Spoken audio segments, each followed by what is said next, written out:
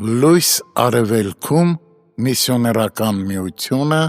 ներկայացնում է Չարլզ Սպերջեն Հանիր ինձ որոգայթից, որ գաղտուկ լարեցին ինձ համար, որովհետև դու ես իմ զորությունը, Սաղմոս 31:4 Մեր հոգևոր թշնամիները օձից են սերում, նրանք փորձում են խորամանկությամբ մեզ որոգայթի մեջ գցել, մեր տեքստի աղոթքը ենթադրում է, որ հավատացյալի համար թռչնի պես թակարդն ընկնելու հավանականություն կա, որսորդն այնքան հմտորեն է անում իր գործը, որ պարզամիտները շուտով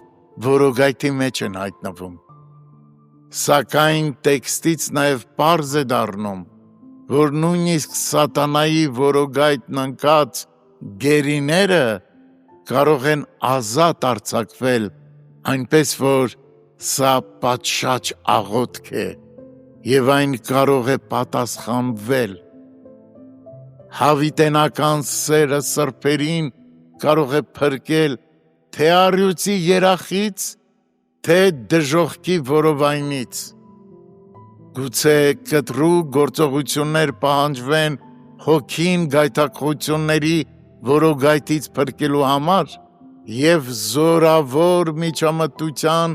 կարիք լինի մարդուն նենգության չար որոգայթից հանելու համար,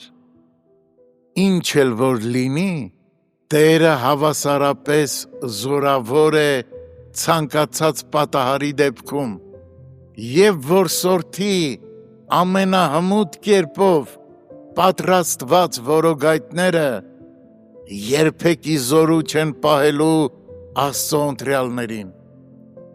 վայ նրանց, ովքեր ճարպկորեն թակարդ են պատրաստում, նրանք, ովքեր գայթակղում են ուրիշներին, հենց իրենք կործանման մեջ կընկնեն, դու ես իմ զորությունը, ինչ աննկարագրելի քաղցրություն կա այս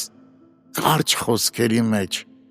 ինչ ցնծությամբ մենք կտանենք դժվարությունները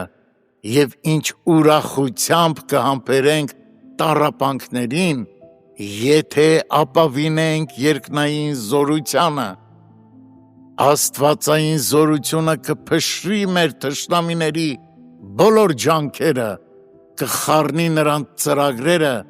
և կխափանի նրանց խորամանկ հնարքները, երջանիկ է նա, ով ունի այս անգերազանցելի կարող զորությունը, մեր սեփական ուժը քիչ օգուտ կտա մեզ, երբ բռնվենք ստոր թշնամու նենգադապ որոգայթով, սակայն Տիրոջ զորությունը մշտապես հասանելի է, բավական է միայն կանչենք նրան և նա մեր կողքին կլինի, եթե մենք հավատքով կախված ենք Իսրայելի հզոր Աստծո կարողությունից, ապա մեր սուրբ վստահությունը կարող ենք կիրառել մեր աղոթքների մեջ,